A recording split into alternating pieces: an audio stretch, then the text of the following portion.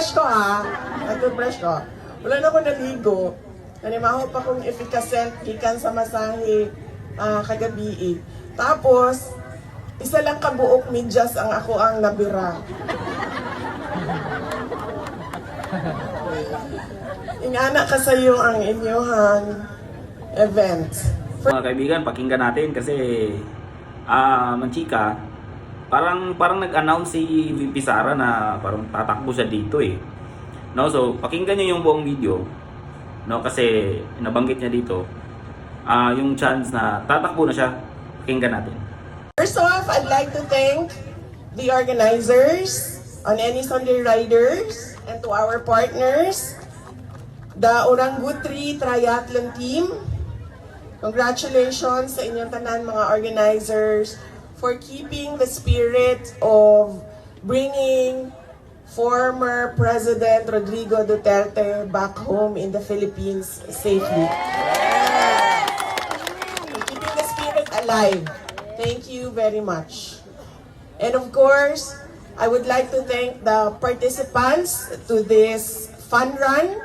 You are supporting Field of Dreams Davao and Bantay Hayop Davao. Daghang salamat. Tungod kaninyo, masuportahan nato ang mga non-government organizations nga nagasuporta sa mga hayop o mga kabatan-unang lalaki. The fact that you chose to spend your Sunday morning on the Davao Coastal Road is not just for the thrill of the ride, but for something bigger. And we are truly grateful. On behalf of the family, we thank you as well for your prayers and your continued support to former President Rodrigo Duterte.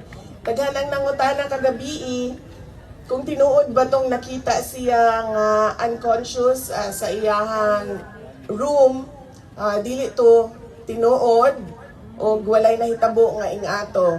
In fact, sa pagtawag, natulog siya ato nga panahona and gitawagan siya sa abogado o pangutana siya kung tinuod ba nga nakitaan ka nga unconscious sa imuhang kwarto, in siya wala.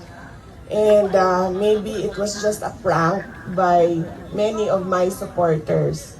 So, dili to tinuod. And we hope to hear good news for the public hearing on his on the appeal for his interim release on November 28. But if not, we will continue to the family will continue to support him in his stay in The Hague in the Netherlands, and of course continue to work with the defense team with regard to his legal case. So daghan salamat kaninyong tanan. I hope you enjoy your fun run, and don't forget your sunblock and your hydration, your water. Very important. Maayong buntag. Shukran. Ladies and gentlemen, the Vice President of the Republic of the Philippines, Honorable Sara Zimmerman Duterte.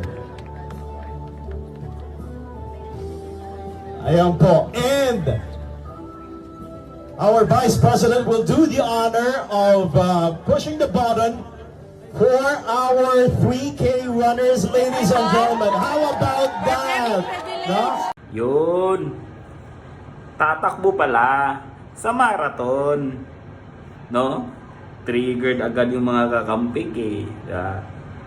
Triggered agad yung mga, ano ba ang tawag sa mga, sa mga supporters ni Marcos? Marcosista? Narcissista? O mga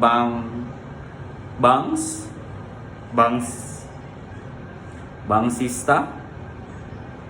No? Kapag maririnig nila, natatakbo na si VP Sara, trigger yung mga yan. Kasi nga, pag na-presidente si Sara, tapos ang maliligayang araw ng yung mga nagnakaw, yung mga congressman, marami dyan, for sure. No?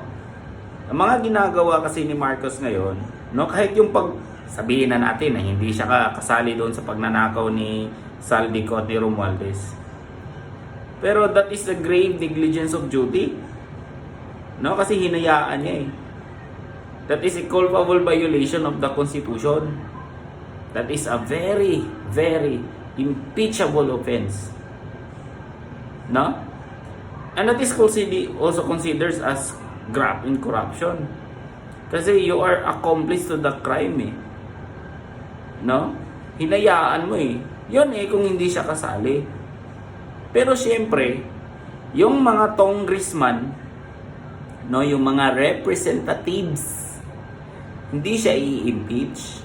Kasi nga, they themselves know that they are accomplice to the crime. Kasi nga, kasabwat din ng mga yan. Na? No? So sana nga tumakbo itong si VP Sara.